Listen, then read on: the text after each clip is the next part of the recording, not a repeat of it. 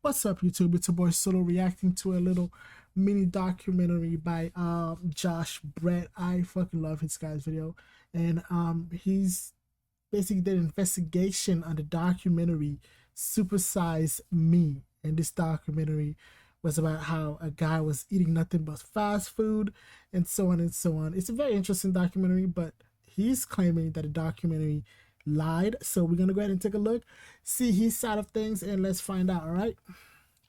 Supersize the American way. Getting fat, getting broke, either way you're gonna pay. What happens when a man eats nothing but McDonald's for 30 days? In 2004, Morgan Spurlock set out to find out, and filmed his body breaking down in real time. I'm getting this really weird feeling right in my midsection, like basically Nothing in my but penis McDonald's. right now. It's just I'm not gonna lie, I'm a big fan of McDonald's. As you guys can tell, I'm a little bit overweight. So let's be honest here. Eating McDonald's for 30 days straight would not do shit for me. Would not do shit for me. Probably inside, but outside, nah. It depends on what you're ordering at McDonald's. McDonald's got healthy fucking options, bro. Get like a wrap or something, bro. But let's see. like this. It's really freaky. The message? Fast food is toxic, obesity is rising, and the fast food industry is to blame. It terrified parents, changed school menus, and made millions fear McDonald's, but not everyone bought it. In the years that followed, a wave of response documentaries emerged. Some lost weight eating McDonald's, others proved his math didn't add up. Supersize Me was an amusing documentary, but it was full of baloney. And behind the scenes, I would say though, when I watched the documentary, I could see like, yo, come on, bro. Come on, bro. Also, you can't just blame the fucking fast foods going on, bro. Just just pick the healthy options. And this, here's an example. Instead of getting a fucking large Coke, get a large Diet Coke. Oh, you know what? Get a fucking small Diet Coke. Even better. Get some salad or something, bro. Just makes no sense how everybody's always the go-to is gonna be fast food. Take some accountability. That's all I gotta say this one. the filmmaker was hiding a secret, one that would make the original experiment even more questionable. This is the overlooked story of Supersize Me, and how one viral stunt shaped the way we eat, think, and fear food. I remember after watching that shit, I did not want to fucking eat McDonald's at all. Like, I finished watching that shit, I was like, shit, I did not want to touch McDonald's. I was like, shit. New research finds childhood obesity rates are getting worse. The country is facing a dangerous weight problem. People were looking for the I gotta say this, I'm gonna be honest with you. If you're a parent and your kid is that big, probably around less than 10 years old, you're the problem. You control what you put in the household, what your kid eat. Ain't no reason for your kid to be that big. I'm sorry, bro. I'm so sorry. Say I'm lying, blame me, hit me up in the comment section, hit the dislike button. I do not care. You control what your kids eat in the household, bro. Stop buying fast food. And why not stop at Publix and get a fucking banana or something, or buy some fucking salad and shit?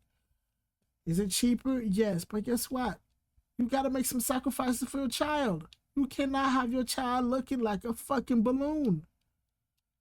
root cause, and the finger was pointed to the rapidly expanding fast food industry. Marketing toward children right now is having such a huge impact. It's conditioning children to want soda, to want fries. With McDonald's, And you tell that little nigga, no, you cannot have fucking soda and fries. You know what my mom used to do? My mom used to drive by McDonald's and be like, hey, you want to go get some at McDonald's? Yes. She'll get me like a little, I don't know, some nuggets and some fries. And then bam, we'll go home. The next day, I'll be like, Mom, can we get a McDonald's? She said, no, you had your McDonald's for the month. That's it. You control that. The kids don't have money like that, bro. If you want to give them a little treat, yes, but don't bring them to McDonald's every day and act like, oh my God, McDonald's is the reason. aggressively Should be marketing to pissing me off when children. I see overly overweight kids, bro, and their parents. I'm like, come on, bro. Come on. Like, at the end of the day, that kid's not going out to McDonald's every day, taking out money out of their pocket. No, you don't want that's going out buying all that food, bro. I'm always passionate about that because I see it, bro. I see it. Kids these days are too fucking heavy, bro. Too fucking heavy. Perfect target. One father even tried to sue them, claiming he thought the food was healthy and that it was McDonald's fault that his daughters became obese. No. Lawyers argue. That's what I'm talking about, bro. Niggas be taking that shit way too far, bro. No accountability, bro. You bring your kid to McDonald's every fucking day. It has a calorie. It tells you how much calories in your fucking meal. It tells you that. And you keep feeding them and feeding them, and you see that your kid is getting fatter. You be like, oh, okay, she's getting fatter. Let me keep feeding her that. No, you change. Ain't nobody stupid enough to be like, okay, if she's getting fat by eating McDonald's every day, let me keep giving her. Nah, bro.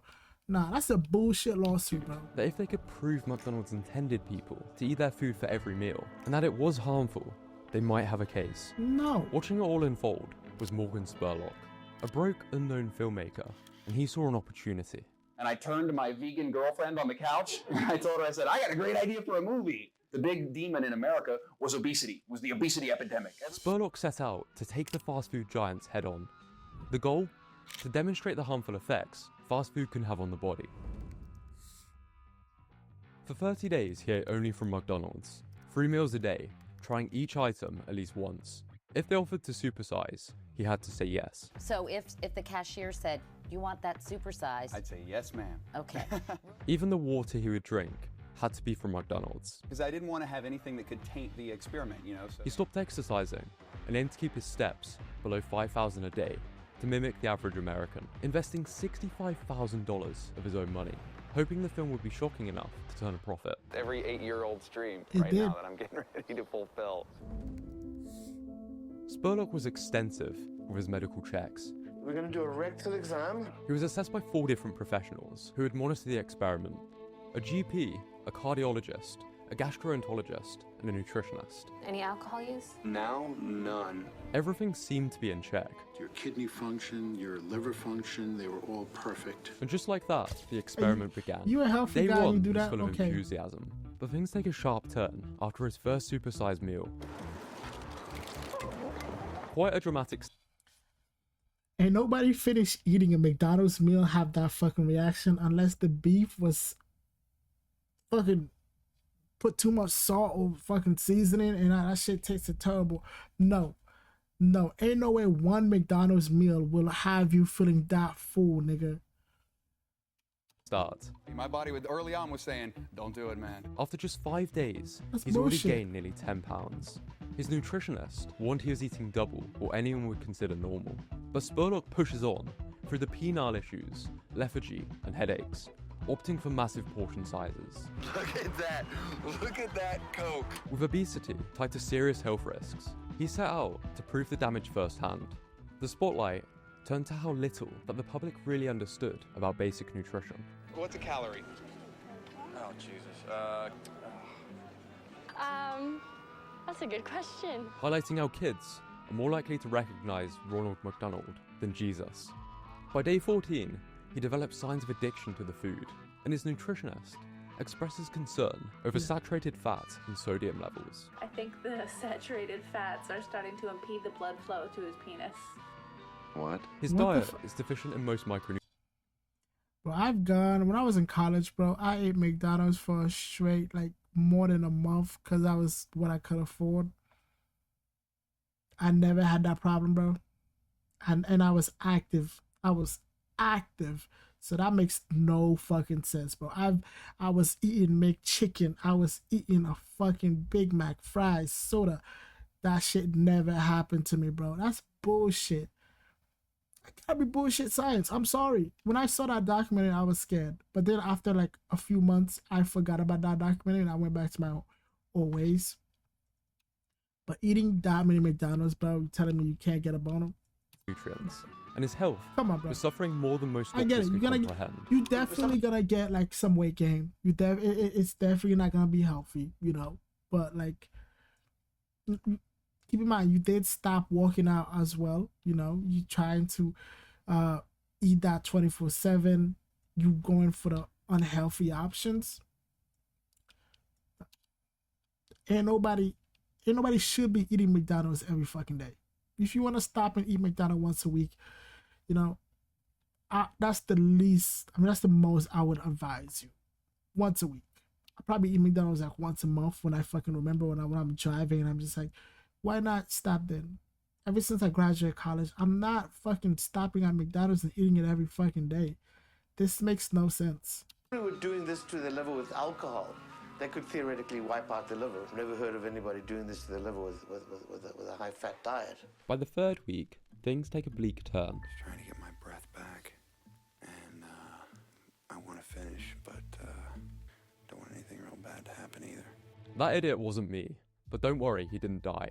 He was just being dramatic. Although his blood tests were showing significant signs of liver damage. The results for your liver are obscene beyond anything I would have thought. I mean, by day 21, I mean, it was very scary. I had 3 different doctors. My liver at this point had so filled with fat that one doctor compared it to pate. Spurlock was starting to feel the mental consequences too. I got massively depressed. By the final week, his doctors were begging him to stop. With his health spiraling, even his girlfriend stepped in, designing a recovery plan to try and undo the damage. I've got Morgan's detox diet all ready to go, making sure that I'm getting as many cleansing vegetables into his diet as possible. Because Spurlock's final results after his fast food binge were shocking. Ads in these videos, bro. Final results, my ass, bro. He had gained 24.5 pounds. His LDL cholesterol had shot up. He felt emotionally numb, lethargic, but most concerning was the state of his liver. You know, we see people who go on an alcohol binge and their numbers go up like crazy. But to go on, a Mac attack, they've got numbers to show that you're tax your liver too. I wouldn't have even thought about this. But it took him over a year to lose the weight he had gained. A pretty compelling documentary, right? The media seemed to think so. Spurlock won Best Director at the Sundance Film Festival and Best Documentary Screenplay at the Writers Guild of America. People rushed to view the documentary in theaters, earning over $11 million at box office, and eventually $22 million worldwide. The piece would go on to be shown in schools across the world to help educate on the day. Did I watch this shit in school? I don't remember where I watched it, but I remember it was like it was not because I wanted to watch it. I think maybe I was at school, or maybe it was like a fucking club or something. I don't remember. I remember it was just like not something, because I didn't used to be into documentaries like that, and it was just like, I don't know, bro. But I remember they was showing that shit in school though. A lot of people advertising about it, eat right and shit. Take the vending machines. They would take all the fucking honey bun from the vending machine. That was bullshit. Dangers of fast food. I, for one, have seen Spurlock getting probed way too many times. But overall, everyone seemed to love it. Except those at McDonald's. McDonald's didn't really want to talk to me. Yeah. No. It was a complete disservice to anyone looking for factual information or real solutions. The company called the documentary a supersized distortion of the quality of choice and variety available at McDonald's. True. The film is about Spurlock's decision to act irresponsibly, by eating 5,000 calories a day. True. However, the response in America was mostly quiet. But in the UK and Australia, they really went into the picked out McDonald's should have had himself previously, which backfired because they're documentary too, because they thought about it. Months after the documentary's release, McDonald's quietly phased out the supersized option. They insisted it was just menu simplification, not a response to the film. But the timing raised eyebrows. They also started making their meals look more nutritious. After years of criticism, McDonald's said today it will begin serving a healthier Happy Meal. Happy Meals could now come with a salad, bottled water, and a pedometer. Instead of fries and a soda, they began printing calorie and nutrition info directly onto the packaging. And Ronald McDonald would encourage more physical activity.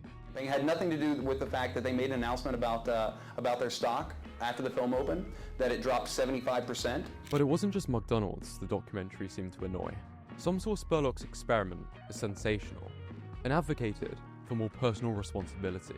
Long before Spurlock revealed a secret that would damage his legacy and make many question whether the film belonged in schools.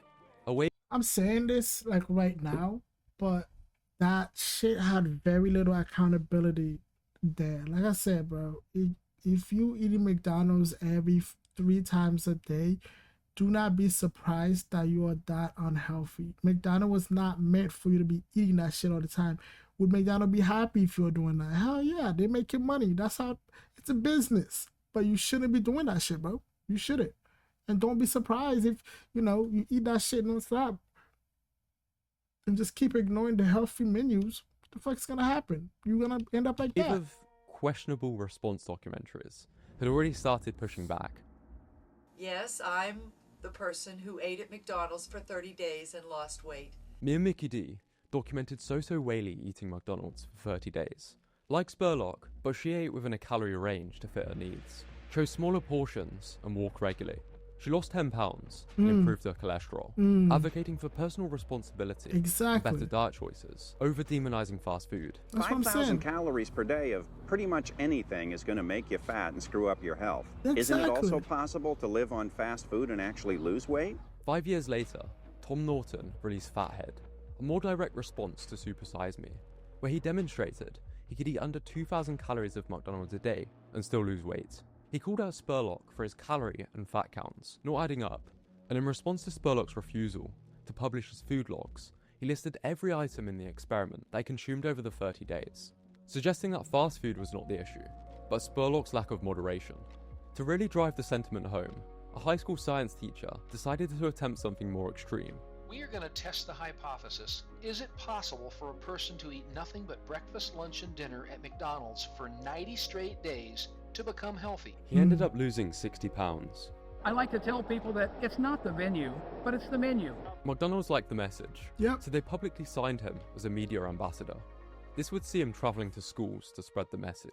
There's nothing wrong with McDonald's. He even wrote a book, My McDonald's Diet. I can eat any food at McDonald's that I want, as long as I'm smart with the rest of the day of what I balance it out with. Exactly. It's choice. It's our choices that make us fat. People just don't want to take a more accountability. scientific study was carried out in Sweden to test Spurlock's conclusions.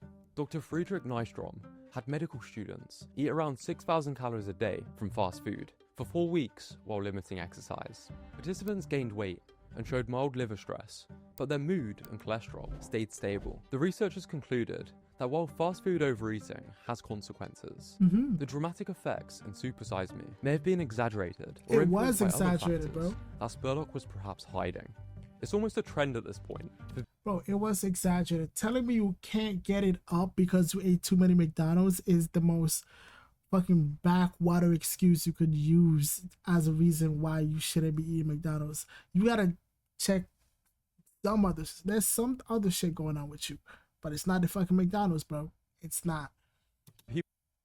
Yeah, I'm an AI, but I'm here to talk apps. Real apps you can build These in AI minutes with ads Base are so 44. fucking annoying. This people to demonstrate They start they can getting lose weight everywhere. while eating McDonald's, but it almost misses the point. Because I was eating so small, I was always hungry by the time the next mealtime rolled around. The issue with fast food is it's often not very nutritious, while being perfectly engineered to be as tasty and easy to overconsume as possible. Exactly. Losing weight on McDonald's is a lot more difficult than with Whole Foods, because it's a lot less filling, but these people were able to persevere in the short term, perhaps for the sheer spectacle. If you were to order like a You don't normal get full from person, that shit. 3 meals a day, you might end up with a McGriddle meal for breakfast, a Big Mac meal for lunch, and a quarter pounder meal for dinner. This is over 3,000 calories, and it's a lot less filling than the Whole Foods equivalent. A Big Mac isn't going to instantly kill you, but it's also not ideal for weight loss or health. A middle ground that every documentary skimmed over, but I wish I understood as a kid, because even with good intentions, Supersize Me and its follow-ups had some unintended consequences. The film didn't just demonize McDonald's, it helped fuel a wave of fear-based health misinformation, where foods were labeled as either good or bad, with no room for nuance, setting a precedent for emotive fear-mongering over scientific balance. Today, we see a lot of fitness documentaries and influencers taking this route. This drink right here, Gatorade. See, it's bullshit. Is extremely toxic and poisonous for your child's brain. Breakfast is one of the biggest scams in the history of the world. It usually leads to one of two outcomes. The first, I can speak for myself, because as a kid, I cut out every food labelled as unclean by the fitness world, and ended up underweight and dealing with health issues from malnourishment. That's the danger of black and that white nigga thinking. came far, It doesn't bro. improve your diet. It just makes you feel guilty. Pause it real quick. That nigga came far. I saw his journey to how he looks good today, but he used to be scrawny. That nigga started hitting the gym, eating right. His channel is very good. You guys should definitely check out his channel if you guys are into weight loss and eating right. I think he also has a cookbook that I do check out once in a while. But like that nigga went. That nigga's real. He's a real one. He's a guilty for eating. Ironically, I'd have been healthier if I'd have just eaten the chicken nugget. The second outcome? People stop taking the message seriously. When fear replaces science, decisions get worse. Just like how McDonald's warning people not to watch their documentary only made it more popular. People saw through the claims that McDonald's would make you impotent and depressed, because when a message pushes too far, people tune out. Did you not see Supersize Me? Yeah, it just made me really want a Big Mac. Similarly to the massively ineffective anti-drug campaigns in the 80s. This is your brain on drugs. Any questions? Some say Supersize Me over. They said brain on drugs. Those ads were so fucking funny. I should do a reaction to some of them, bro. Them ads were like the top of the line, bro. Say no to drug. Fucking fried egg. I mean, like your brain is fried. Simplified obesity, blaming fast food while downplaying personal responsibility. It missed a chance to teach real skills like calorie awareness, portion control, and basic food literacy. What helped me improve my health was choosing to eat healthier, yes, but also incorporating more flexibility and making sure I actually enjoyed my diet. Realistic and sensible advice. That's why many health professionals argue this documentary has no place in schools. But schools didn't take this seriously until years later, when in 2017, Morgan Spurlock posted a confession that finally explained why his McDonald's experiment shocked his doctors so deeply. I'm curious. He admitted to struggling with alcoholism, revealing he hadn't been sober more than a week in 30 years. This wasn't mentioned in the documentary, not once. Okay. And yet it could explain a lot. Not only was this guy eating McDonald's every fucking day, this guy was drinking non-stop every fucking day. And then he's fucking wondering, oh my gosh, why is my liver so bad?